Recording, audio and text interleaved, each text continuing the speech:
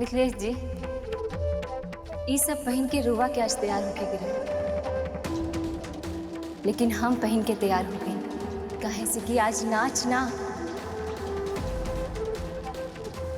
कुछ और हुई।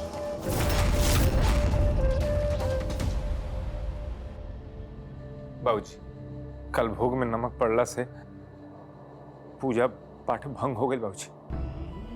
ये बात से हम एकदम शर्मिंदा बने और आपसे हम माफी मांगते हैं बाबूजी। और हम आपसे वादा करते नहीं आज के बाद ऐसा कोनो गलती ना और आगे पूजा में कोनो ऐसा अड़चन ना आई बाबूजी। मिथिलेश बेटा, तुम्हारी गलती नहीं की बेटा, तू अपने आप के दोस्त मत था। जूस पे प्रायश्चित खातिर तो काले से निर्जला उपास रख ले ना भाई, कल जौन गलती भइल भाई ओकरा प्रायश्चित करे खातिर हमें निर्जला व्रत रख ले भाई। और भाई हम तबे कुछ खाई पियब जब सब कुछ ठीक ठाक से हो जाए। मिथिलेश बेटा, अपने आप के कष्ट मत दा। वो गलती खातिर जौन तू कैले नहीं खा। ये कोनो कष्ट ना है भाई, ये तो हमारा नाच के प्रति हमारा समर्पण बा। परेशान मत होगा।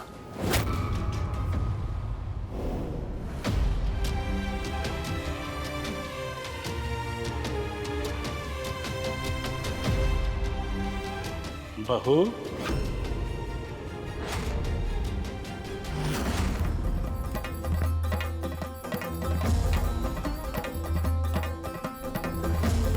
बाबूजी, प्रणाम। खुश रहा। हमेशा बहू लोग अपना सास के कपड़ा पहने ली और तू अपने ससुर का कपड़ा पहन के खड़ा बाड़ू, और ये कितना अजीब बात बा। हाँ बाबूजी, ये अजीब बात तो बा, बाकी मिथिलेश जी के नाच से रोके खातिर हमरा पास कोनो दूसरा रास्ता ना बच रहा। यह कपड़ा पहन के मिथिलेश जी नाचे वाला रहले हैं और उनका के नाच से रोके खातिर हम ये कपड़ा के कहीं और फेंक के राव अपमान के ना चाहत रहनी है। यही से हम ये कपड़ा के खुद ही पहन लेनी है। बाबूजी,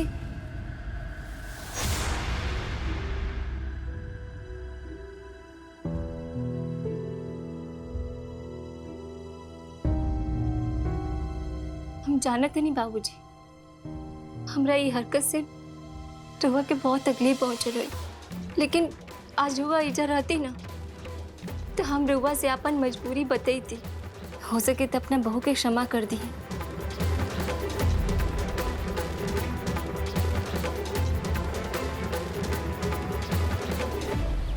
आखिरकार मिथिलेश भैया लौंडा नाच के प्रति इतना काहे समर्पित बारन, ई जाने के समय आ चुकल बा। ए से पहले मिथिलेश भैया अपन नाच कार्यक्रम के शुरू करे, हम रउआ लोग से एक सवाल पूछल चाहतानी कि ई लौंडा नाच से रउआ लोग के जिंदगी में कितना बदलाव आइल बा और काका बदलाव आइल बा। तो हमार दर्शक लोगिन ई लौंडा नाच से समाज के काका फायदा बा, ई जाने के लिए हमार कुछ गेस्ट आइल बारन, उनकरा से पूछतानी।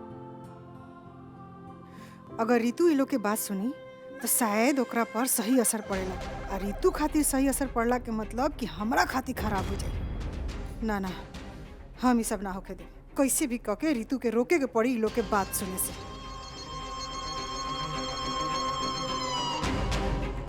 तो चलिए अब रउआ लोग अपन अपन बात बारी बारी से कहें। हाँ चाची, रउआ बोली। हमहू अपने बेटी के बिया एक अधेड़ आदमी से करे के सोचत रहनी, लेकिन मितवा का प्रोग्राम देखे के बाद हम तुरंते बिया तोड़ देनी।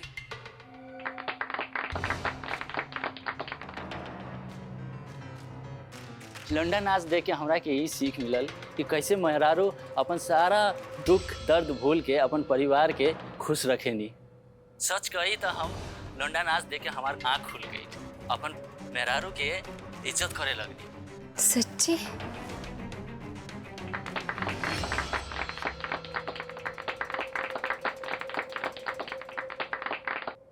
हाँ रउआ बोली। हमार बाबूजी हमार माई के पटाइत करत रहले, हम माई के बचावे के बजाय बाबूजी के समर्थन करत रहनी। लेकिन लौंडा डांस देखे के बाद हमरा के महसूस भइल कि ना, हम गलत करत बानी। हमरा ये एहसास भइल तो हम अपन माई के सहारा बननी आ बाप के जुल्म के अंत कई।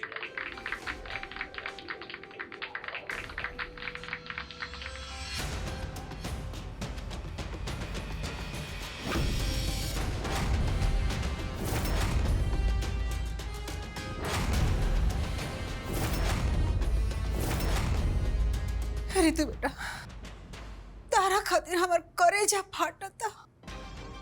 ई मिथिलेश तारा साथे इतना बड़का खेल खेलता तारा पतो ना चलत हो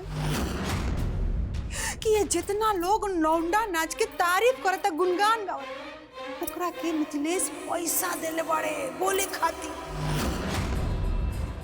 बाप हो बाप, बताओ मिथिलेश का करता रे।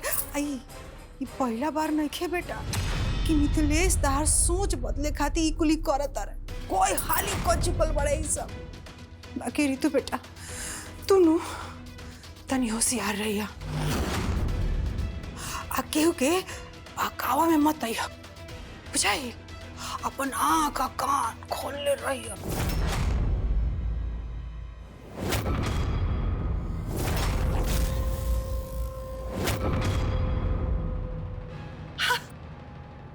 कितना सुंदर लगत रू तू नचनिया के ड्रेस में। बड़ा सुंदर साड़ी लगता हो तारा में। हाँ,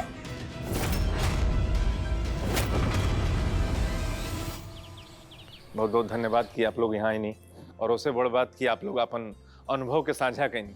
हमके बहुत बढ़िया लगल। हमरा के ई जान के बहुत बड़ खुशी भइल कि जौन हमार कला बटे, जौन हमार नाच बटे, ई एगो मनोरंजन के ही तौर पर ना, बल्कि समाज में एगो सुधारे के दृष्टि से देखल जाता है। हमके बहुत बढ़िया लगल। बहुत बहुत धन्यवाद।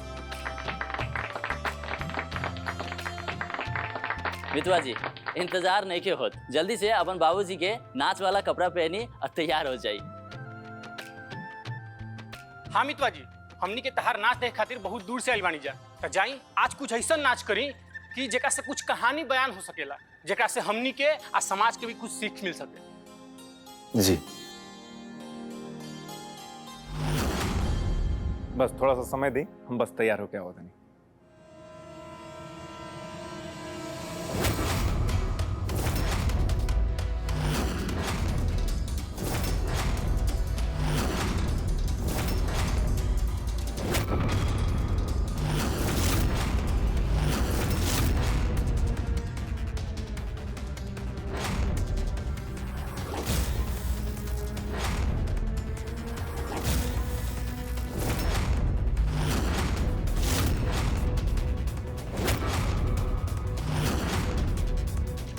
देखी ना, सब लोग कितना उम्मीद लेके आइल बाड़न राउर प्रोग्राम देखे खातिर।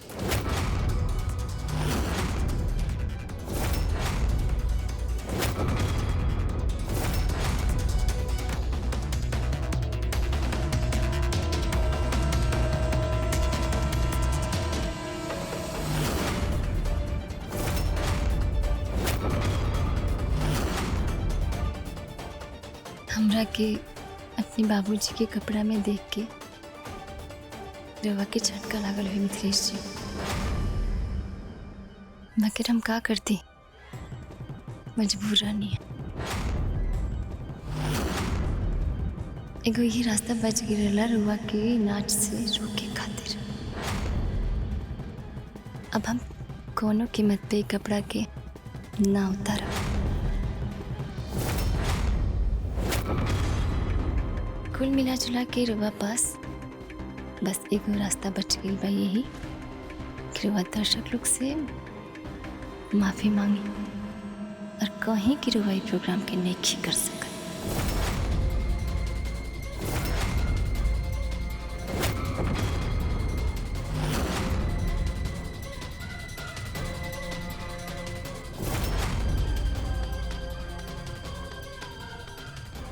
हम आप लोगों से हाथ जोड़ के माफी मांगना चाहते नहीं कि देखिए, आप लोग बुरा मत मानम, जो नाच के प्रोग्राम रह हम कह ना पाए, हो सके तो हमरा के माफ कर दे।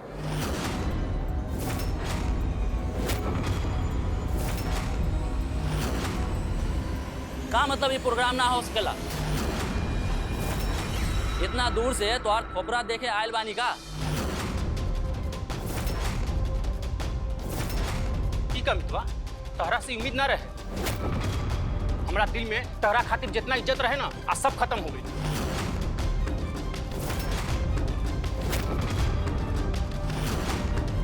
चला भाई लोग चला, आखिर एगो नचनिया अपन औकात दिखाई दिलस। जेकरा के पैसा लेके नाचे के आदत बा वो फ्री में काहे लागी नाचे। चला चला, यहाँ के रुकला के हमनी के कोई फायदा नहीं है।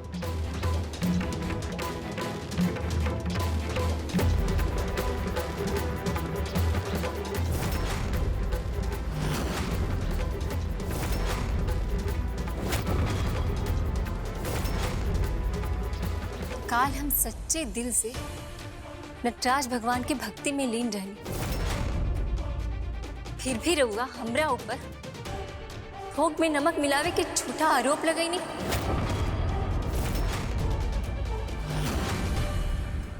हमरा के जान के बहुत दुख भेल मिथिलेश जी कि रहुआ के हमरा ऊपर तनिको भरोसा नहीं के। और हल आज के पूजा के सवाल तो आज की पूजा और राहु नाच में कोनो संबंध नहीं के। काल तो नमक की वजह से पूजा भंग भइल रहे, लेकिन आज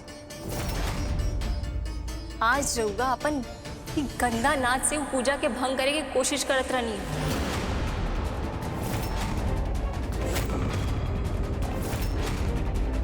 लेकिन हम ऐसन होके ना देनी। और ई बात के ना हमको तनको अफसोस नहीं है मिथिलेश जी कि हम रहुआ के नाचे से रोक दिए नहीं। अब देखे के बा कि काल का हो। ऋतु जी, काल घुंघरू दिवस है और हमारे बाबूजी के 3 गो साथी लोग हमारा घरे आई हैं और उन लोगन के पूजा पाठ कैला के बाद उन लोगन के पैर में घुंघरू पहना के पूजा हुई। बुझाई 2 दिन के पूजा में इतना कुछ भइला के बाद भी तो वह तीसरे दिन ये सब करब? करब, जरूर करब। आपके यकीन नहीं है? 1 मिनट, हम फोन लगाओ तक। जी हेलो, प्रणाम, हम मितवा बोलते हैं। हाँ मितवा जी बोले। कल घुंघरू दिवस बटे, आपके याद बनाओ। हाँ मिथिलेश बेटा, हमरा के सब याद बा।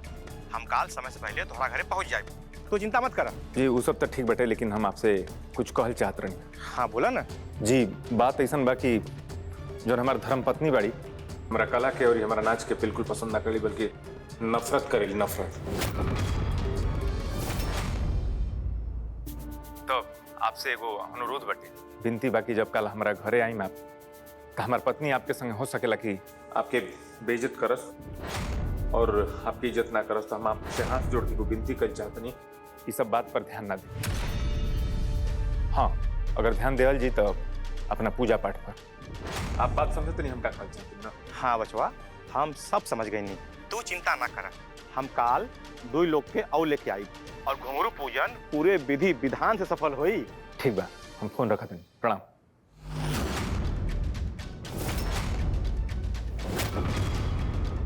हाँ तो माने के पड़ी रुआ के मिथिलेश जी, पार हुआ में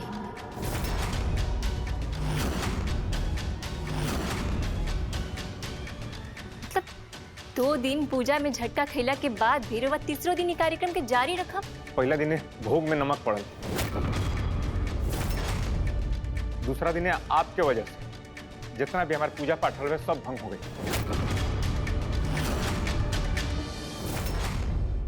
लेकिन काल हमारा पूजा में कोनो अड़चन नहीं ऋतु जी।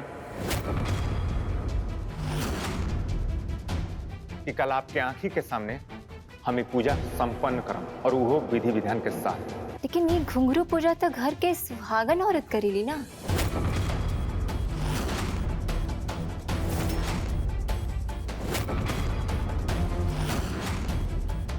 और ये घर के सबसे नया सुहागन बानी हम, तो हमरे बिना रुआ ये पूजा कैसे करें?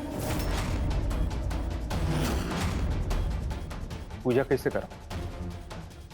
आपसे क्या कहला भाई बात कि आप पूजा में ना बैठो? काल घुंघरू पूजन हुई और जानते नहीं क्या करी? वो घुंघरू पूजन आप करना अपना हाथे से।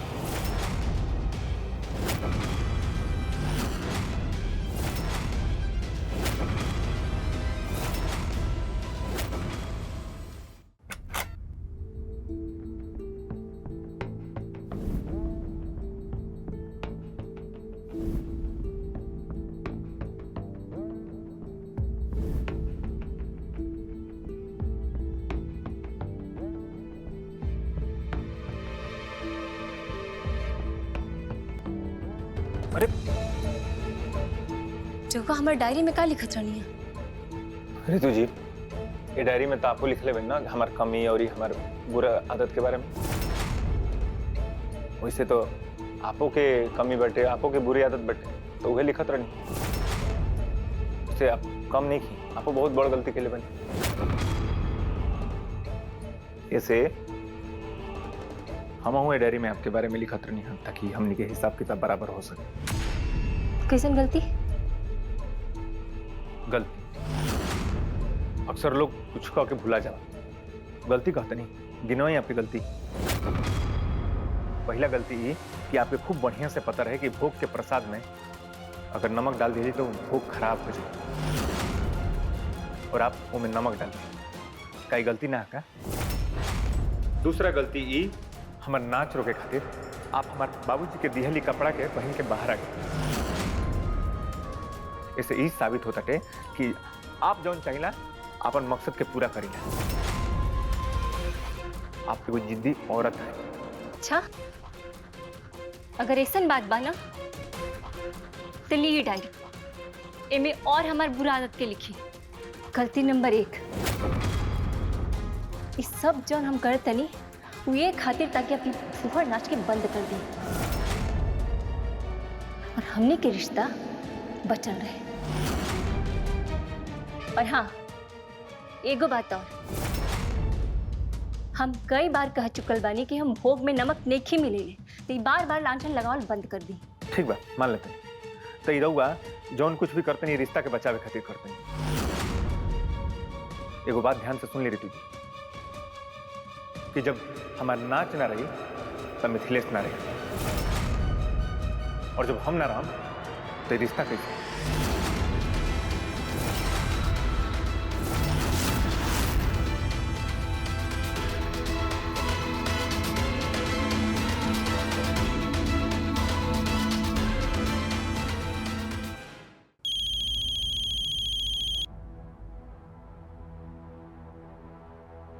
हेलो, हाँ बाबूजी, प्रणाम। खुश रह बेटा।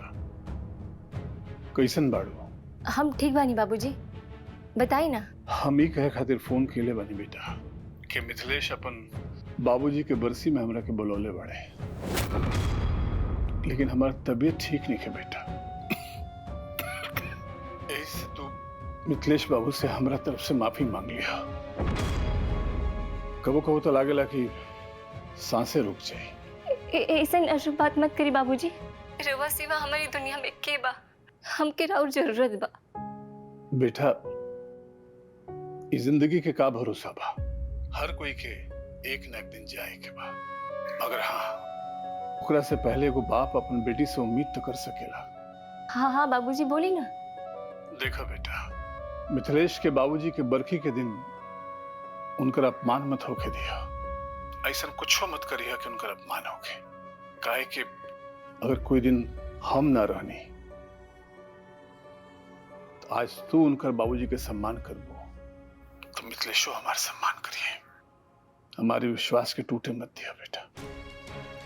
ठीक बा, प्रणाम। खुश रह बेटी।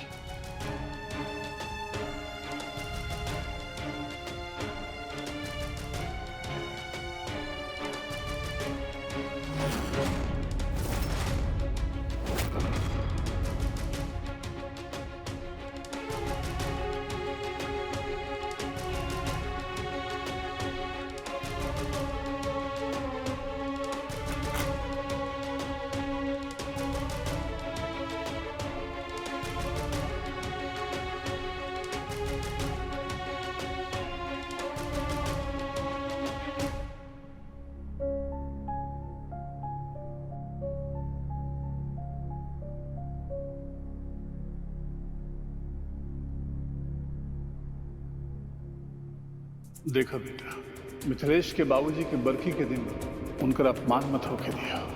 आज तू उनका बाबूजी के सम्मान कर, तो मिथिलेशो हमारा सम्मान